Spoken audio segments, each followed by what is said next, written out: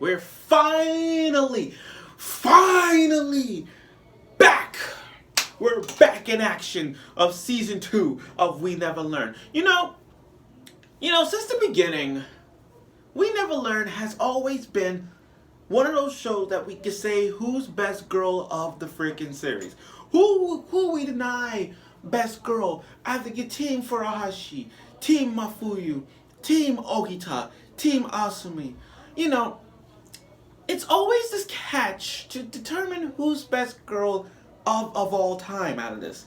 Since the beginning, we always ask ourselves, what's who's best girl out of this thing? The waifu wars, you know what I mean? And I am still 1000% on Team Ogita. Hashtag Team Ogita. And I've been like that since day one. I've been on that shipping since day freaking one. Now, We Never Learn has always been filled with Naruyuki and his girls and the teacher having a lot of misunderstandings. And that's what we're beginning since season 1. A lot of misunderstandings. Misunderstandings that leads to good or bad or anything you call it like that. But that's what we've been going through the long run. And as the manga continues to progress, and it really is, trust me, it really is, it's still giving us the waifu wars like none other. Kind of like Nisekoi. I mean, I was Team Odadera, and I'm still with that team, even though stupid Chitoge won. But still, when we look at We Never Learned, we look back at all the greatness that Naruyuki has gone through a lot. Now, for those of you who don't remember We Never Learned, let's go back in time to a time where Naruyuki is just trying to be the best that he can be for his family. Actually, it's pretty simple. He lives in a beat up house with his mother, his sisters and brothers, and he wants to get good grades, get a scholarship, and support his family so they could have a bigger house. But to do so, he had to tutor the top 2 girls, Furuhashi and Ogita. Ogita wants to be a good writer, but she sucks at the subject she's into. Furuhashi sucks at math, but she's good at literature, but she wants to be a good astronomer. She sucks at math. And as the episodes continue, he teams with his harem gets involved with Uruka, the swimmer. She wants to be an athletic swimmer, but she sucks in all her classes. And that's really focusing on those 3. As for the other 2, Mafuyu and Asumi wants to be a doctor, and she wants to keep the company intact. That's the goal. And Mafuyu sensei, give Mafuyu the benefit of the doubt.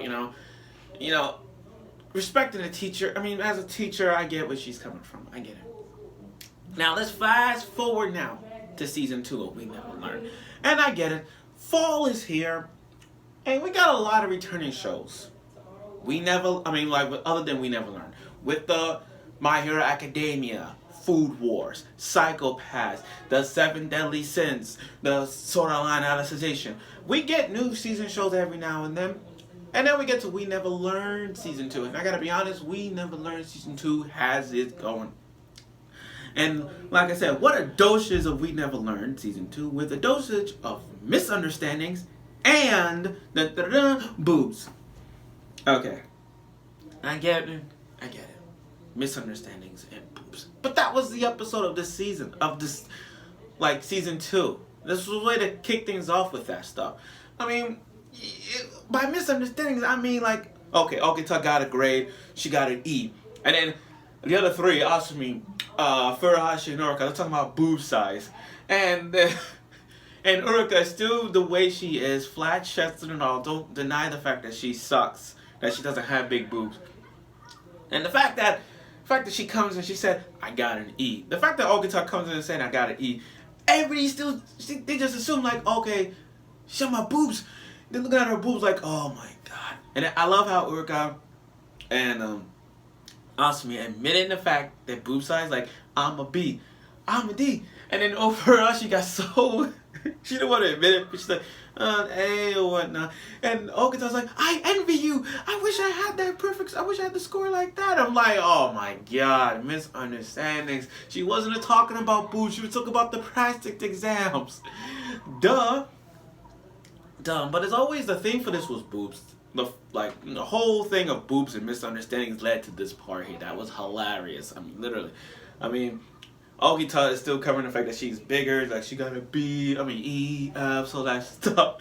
And Naruyuki, the misunderstanding boy that he is, still don't know the fact that every time it's like, as you look at We Never Learned to the point of oral, anytime they said stuff, it's always a misunderstanding to the point that they couldn't just mention it at first. Like with Naruyuki just mentioned about the boob sizes. Like, I mean, Naruyuki mentioned like with wish I could touch, you know, you could be a G or an H. He freaks out about all this stuff. I'm like, this guy is so stupid. He don't know what he's talking about. Even Ogita was bold. I gotta be honest. This is why Ogita's best bold. Shy, busty, and not afraid to admit the fact that she wants to touch you. Like, you can touch it, please. And like the way he's gripping him, like, oh my god, damn. I mean, literally. And okay, he is into Ogita because he did hint it out that he was looking at the boobs. I mean, like, he's like, don't look. But when they're on the swing, he kind of looked like this. Yep, he knows. I shipped that perfectly. Now that was that was the first half of all the boobs. And then you get to the other misunderstanding when they in the freaking hot spring, and the three girls didn't even know that they're in the man's bathtub. And funny how they looked at his. It's funny how Urika it's funny how Okita and Urika look at his penis while they was looking. Yeah, but he couldn't see without his glasses. And how disrespectful that when they not only they got out, Furuhashi is saying to him like, "Oh, I didn't recognize you. You seem you're a little boy." I'm like, damn. So basically saying anyone who's flat is considered a boy. And even though Furuhashi doesn't have boobs, they're just making her like into a whole, like making it flat. That is so disrespectful play right there. All you Team Furuhashi fans are so tight right now, you make me want to laugh. But then that was savage.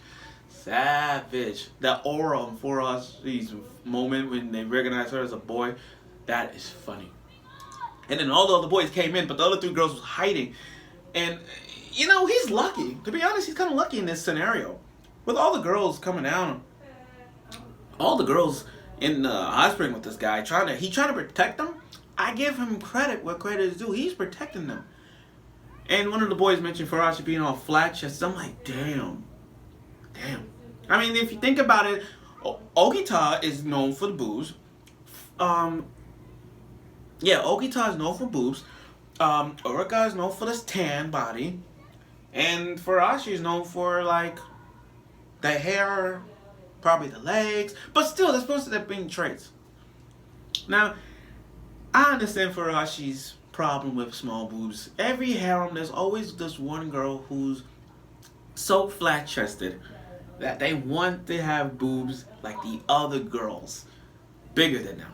Like Sekirei or High School DxD, Shimamaro Testament. You could go on and on about every harem Monechi, but it's always a one girl in the group that always look at their chest, deny the fact that hates the fact that they're small and they wish they were big.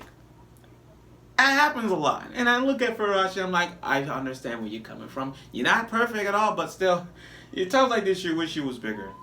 It's times like this you wish your boobs was bigger. That's all I'm trying to say.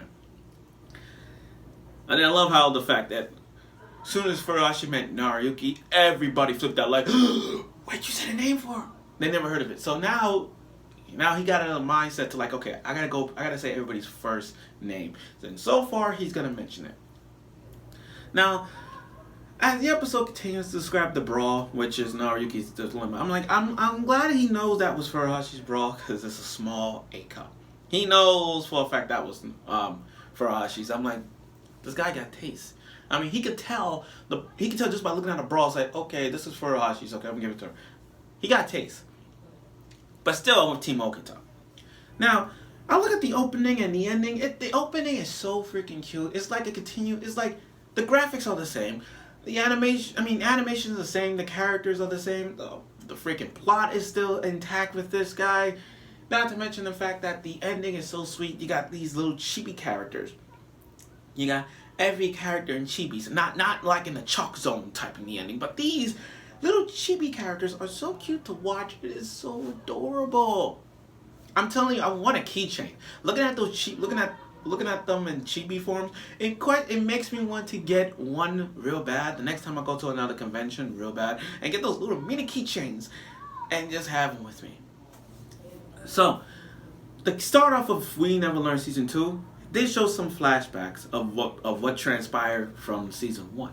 But I also love the fact that it's continuing on full of misunderstandings, and we're going to get a lot of that stuff in the long runs of Season 2. Do I see Season 3 coming along? Yes. Probably in the spring 2020. But, let's just see how, I'm not saying Russian, but let's just see how that turns out. With all these misunderstandings that he's going through, rest assured you, it's going to be great. So, and before I end this, if there's any show you guys recommend for me to watch for the fall of 2019, let me know. And I promise you, I'll give it a first try, and I will trigger people on stuff shows. But let me know what show you're into. Let me know what show that you give me a recommendation of shows to watch for the fall, and I promise you I'll get you a review on it. So, We Never Learn Season 2, I'm back in action for it, and I will continue on doing a lot of misunderstandings that Naruki's going through. So stay tuned.